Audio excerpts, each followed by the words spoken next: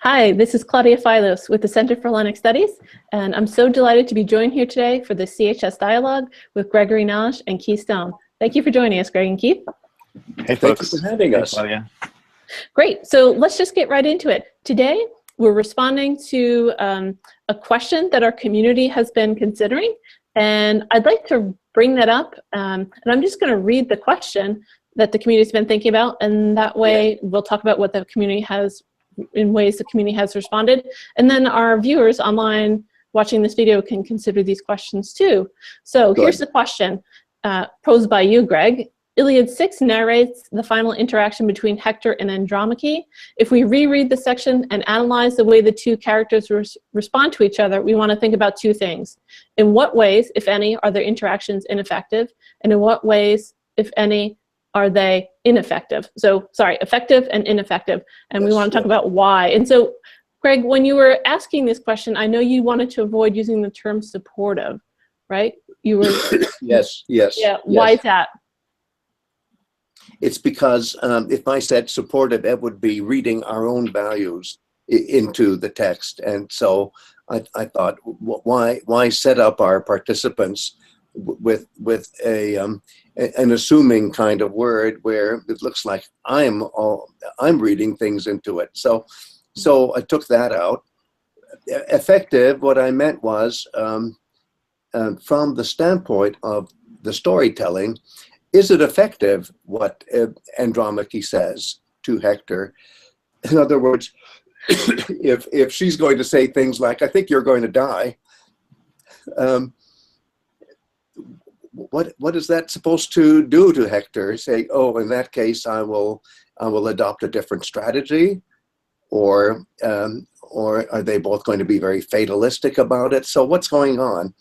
It was in that sense, and of course, my favorite kind of answer is where we actually look at how people inside the song culture react to certain kinds of challenges. And we know that in laments, people can get very morbid about what's going to happen to the person who's left behind. I'm going to be vulnerable, or I will be sold into slavery, or all sorts of terrible things. And you could say that the big difference between real laments and what Andromache is doing here is that it's a preview of a lament.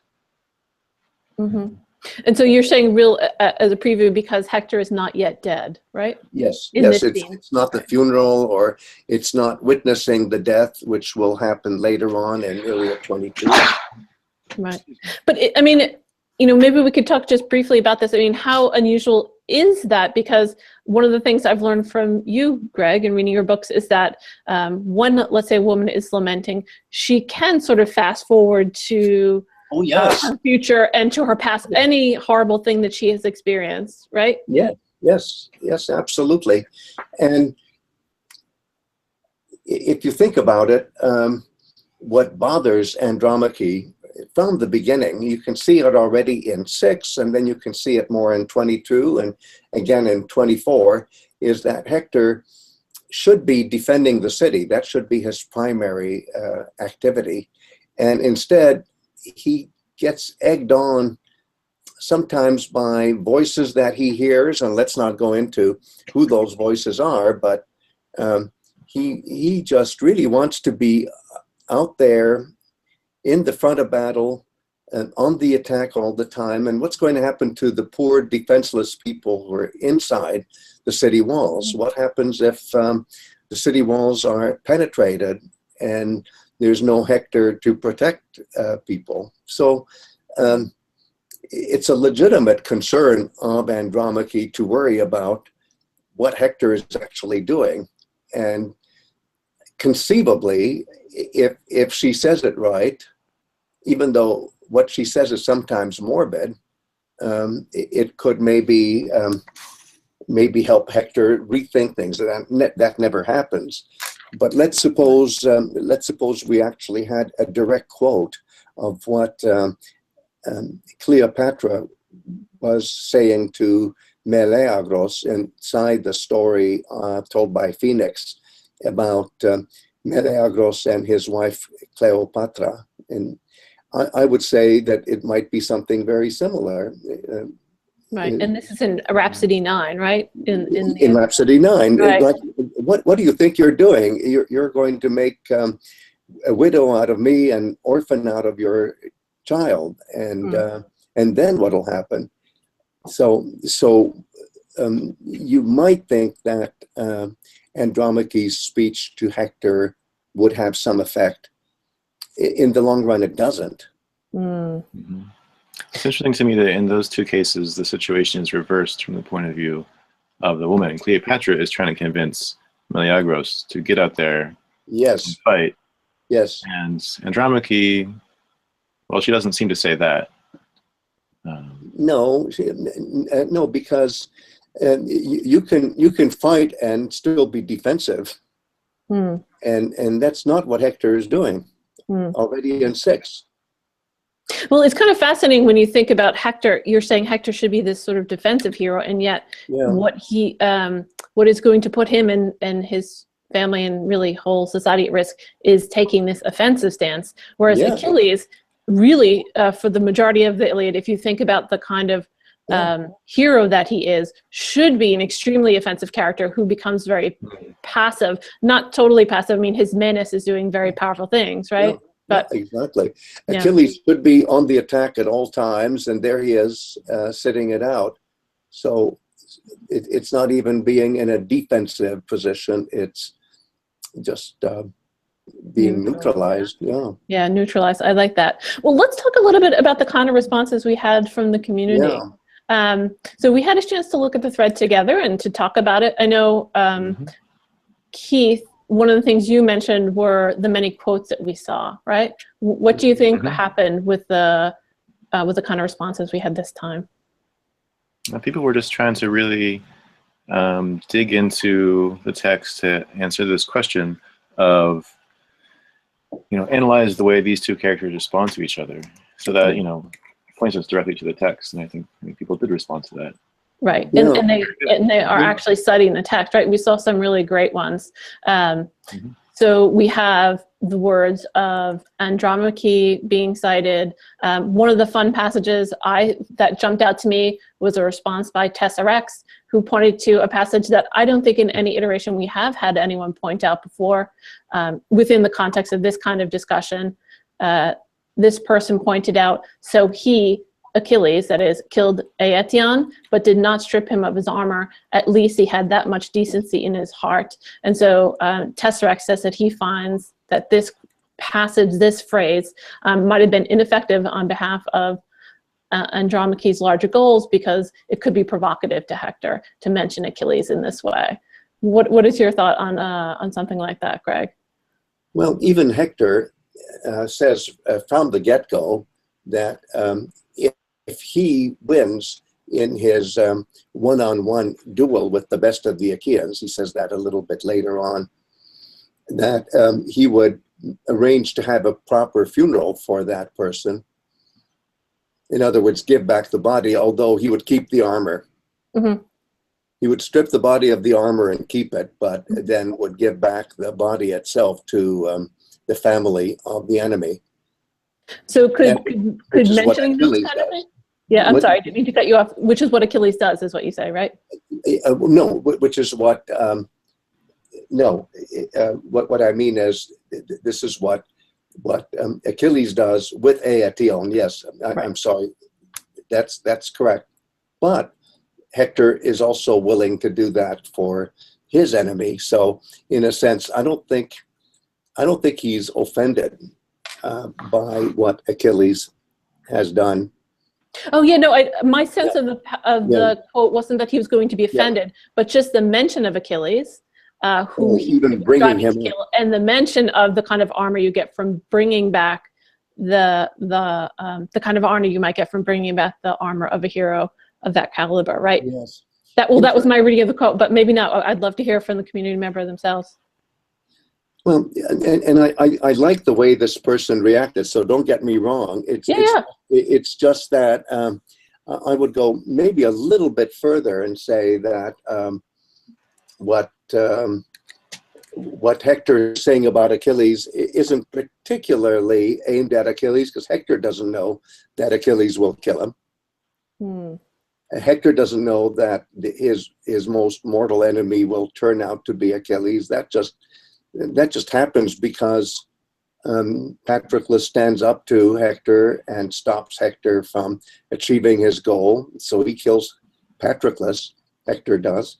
But then and only then can he have cause to think, well, Achilles is going to get me. Okay. So it takes a while. It takes a while. It's easy for us to jump ahead, so to speak, and I understand the feeling. I do that all the time too. But I'm trying to stop myself here and say, well, in 6, Hector really doesn't know who's going to kill him. And even Andromache is worried about what will happen to Hector, not so much because, Achilles is going to be such a formidable enemy, but I'm worried about your military strategy. Okay, well, I guess, this raises 2 questions for me, and it points me towards another of our respondents' comments in the thread. I'm trying to see if I'll find it as I'm talking about it. We had a community member who was talking, oh yes, actually it's right below that. So, okay, let me look. So E. Arnold Bennett put up a quote right under remember the Tesserex? We talked about this earlier. Yes, I love the logo of Tesserex. Yes. It's really have mosaic tesserae. Wow. Yeah. And so, so this participant talks about, let me read it. I find this to be a strange scene, this participant says, but describe much of its strangeness to my modern way of looking at things. The actors seem very constrained in their interactions, which at first make me think that there was no real love between them, probably a marriage of convenience, but the text does go on to say that Andromache takes Hector's hand as she weeps, and later Hector caresses her fondly. Of course, the scene is played out on the walls of the citadel with a nurse in attendance, which explains some of the constraint, but also these are dignified and very self-conscious people. Okay, we don't have time to read everything here, but what that quote raised for me was the sense of self-consciousness, right? And I know, Keith, you've thought a lot about performance too, so maybe you too can help us think about this. On the one hand, Greg, you're saying Hector doesn't know his real relationship with Achilles just yet. But on the other hand, we do have the sense that these characters are self-conscious, maybe not just because they're being seen on the wall by the nurse and others, but is there a sense of being, do they have self-consciousness about being within the epic, that they are speaking for all time, right?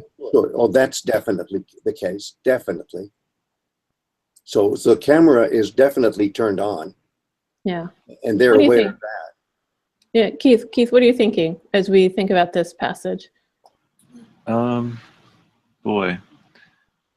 there's the mention of the nurse being in attendance, and that that could be a reason that that Hector and Andromache act restrained because they're kind of in public. And if we want to say that's the case, we should remember that they're also in public insofar as there's a public audience for these performances. So if we're talking about propriety, then nobody in epic, even if they're by themselves, would be acting in a you're never alone. The camera is always on. Yeah. Okay, so on the one hand, so maybe that's the distinction, Greg, that I'm starting to understand now, which is that on the one hand, you are aware that you are part of perhaps the chaos, but you do not know the ending from moment to moment. Is that it? Is that why Achilles he knows that he's speaking to all time. He knows that he has this future, and yet at an early point in the book, he doesn't know whether he's going to choose or go home. Is that it? Oh yes, I'm quite sure of that. I'm now quite sure that in Iliad 9, line 413, he doesn't yet know for sure what choice he is going to make. Yeah. And these characters want to be part of the song of the Greeks. So they would be acting in a way that would be worthy of that, or something like that. So, and of course, both Hector and we only know of their. Well, I'm thinking of even Trojan fighters. I forget the names right now, but someone went off to battle, leaving his newly wedded wife behind, so that he could have a chance to get into the song of the Greeks. Absolutely. Right. Yeah, and how that's about Baby Astyanax, right? This is one of his great moments. I mean, we had another person on this thread talk about how they think this is basically the highlight of the epic for them, because it's so, you know, it felt so emotional and powerful to them. And I think, Greg, over the years, you have dealt with the fact that this Yes. scene is such a powerful reading for people because we can connect with so much Yes, that we see happening, right? absolutely. And there have been books written that argue that this whole epic is really the epic of Hector. I don't think that's quite it, but I can see why people would say that. Okay. Well, I mean, in general, you know, I think we need to move on to another question. We do want to keep these videos under 20 minutes because our participants do have a lot of content. Oh yeah, Keith, go ahead. Yeah, go. I wanted to say that if we're talking about what is effective about this scene, Oh yeah. and I already mentioned the outside audience, what are the needs or of the outside audience, or how are they affected by this scene? And just quickly, I want to say it reminds me of, Greg, what you say about tragedy, quoting Aristotle. You know, the effect of catharsis, the production of pity and fear. Like, this is a scene that, I mean, not saying this is a tragedy, but you don't want to be Hector or Andromache. Like, you have a certain like revulsion Yes, to that situation, but you also pity them. Yes, yes, I agree with you. And in fact, of course, both Aristotle and his teacher Plato would go on record as saying, well, Plato would go on record as saying it through his own creation of Socrates. But anyway, if we read Plato and Aristotle, let's put it that way, certainly the Iliad comes across as a proto-tragedy. There's no doubt about how authors like that, Plato and Aristotle, are clearly looking at the Iliad as a tragic medium. Okay, so let's just talk briefly about another question that has come up, Greg. And I know this this question could lead to some very long and complicated answers, and we could point people towards additional resources, but let's just have a brief conversation about this, just to get people thinking about this. Sure. So here's the question. It's about dactylic hexameter. And so I'm sorry, I'm not going to be able to... No, I can do it. Oh, the MC McDonough. Is that it? McDonough? The MC McDonough? The McDonough, maybe? Has asked this question. Can anyone tell me why Homeric poetry uses dactylic hexameter? It has to do with linguistic, aesthetic, or religious conventions, breath patterns. The person points out that English poetry, especially heroic verse and blank verse, relies largely on iambic pentameter. They say borrowed from medieval French forms. This rhythm artificially mimics the pattern of natural English speech. And so they're wondering if there's a similar reason for having for the use of dactylic hexameter in Greek poetry. Can you talk a little bit about dactylic hexameter and how that maybe might have been perceived by audiences? Well, I would say that that particular rhythm isn't particularly close to the way people actually spoke. If we listen to Aristotle, what he says is that of all the Greek rhythms that were used for poetry, the one that's most like everyday speech is iambic trimeter, which is very different from dactylic hexameter. And I agree with Aristotle. I would say the fact that this medium that we call epic, this medium of the Homeric Iliad and the Odyssey, the fact that it's in dactylic hexameter has to do with other factors. Sure, if you reconstruct these meters far back enough in time, they came closer than they became eventually. They were at earlier times closer to the rhythms of everyday speech, but I would say that's not really the way we need to look at it. It's more like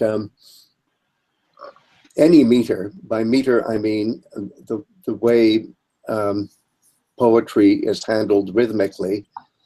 We could even say rhythm. Any meter is distinct from the rhythms of everyday speech. And that's the whole point of poetry, is to set itself apart. So it's not supposed to sound like everyday speech. And can I give an example that even if a woman laments and then the artist of the Iliad imitates that lament, the fact that the lament is in dactylic hexameter is pretty jarring, because it doesn't sound like the way a real woman would really lament in a real situation. But what makes it realistic is the way the forms are put together, the way the meaning works. So it's the imitation that is realistic, not the use of rhythms or other forms of medium that make it closer and closer and closer to everyday speech. I didn't say that well. Let me try to say it another way, which is that poetry and song are simply distinct from everyday speech. But that's the marvel when you suddenly forget that you're hearing poetry, and it's almost as if you're really hearing everyday speech. That means the medium has succeeded, that a specialized language has succeeded in pretending that it's everyday language. Oh, I like that. Okay. Something that it isn't there. I think I said it better that time. Good. Okay, so, and that makes me think about some of the things we thought about in the early hours of this project, about the relationship within this song culture between natural and artificial, right? Yes, yes. Can I give an example from the essays of Eisenstein, that great Russian filmmaker, where he's talking about a situation where you're making a movie of a battle scene, and then in the middle of the battle, suddenly you see a head flying off, just flying off into the air because somebody's head has been chopped off. The reaction of the audience isn't, oh my God, that's realistic. But how do they do it? It just calls attention to how artificial it is. And the trick is, if you're going to represent a head flying off, is to do it in such a way that it looks real rather than, oh, this must be pretending. Okay. So sort of, there's sort of this special line, right? Is that what you're saying, between the artistic representation? The art must never make itself obviously art, because it's trying too hard to be not art. It's trying too hard to be realistic. So you can push realism too far, and then you ruin the effect. But anyway, yeah. But then when we think about the ideas about total recall, right? The ideas of experiencing something within art, that can be as real as reality, right? Yes. So what really works is, here's dactylic hexameter, which is not the way you would sing a lament if you were a woman, but that's how it comes across in Homeric poetry. Homeric poetry, when it represents a lament, will do it in dactylic hexameter, and the best kind of representation is where you forget that it's a representation, and you say, wow, that sounds just like grandmother. Right. Mm-hmm. I'm thinking also, Greg, of that passage in your book, Poetry as Performance. Yes. Where you say, it's not that the Homeric poet is putting the speech of the heroes into dactylic hexameter, but in fact, their speech is normal for them. They spoke in dactylic hexameter. Yes. That is the conceit. That's a good word, isn't it? That's the conceit of this medium, that this goes back to a time when people did speak dactylic hexameter, and it was different than the way we speak. And just as people back then, one person could lift a stone that even two of us couldn't lift. So there are all of these distinctions between how it was then and what it's like now, and what it's like now is simply different and less good. Right. Well, I mean, I think it's so helpful for us to always keep thinking about these issues of performance, Right, Yes. and that's what I love about these hours. They really bring these beautiful topics forward. I think lament is always one of the most popular It's themes beautiful. and Yeah. topics that we discuss. So I know the conversations will continue in our community. At this point, I just want to encourage everyone and thank them so much for their participation on the boards. It's really been fabulous. We're seeing Yes. great discussion. We're seeing people answer questions for other people. Someone say, hey, I can't find this phrase, or I can't find this passage, or what do you think is happening here? And people are responding. So that's really That is so inspiring. It's inspiring, and that's what it's all about. It's to be collegial with each other, to help each other out, and I do see that, and I think it's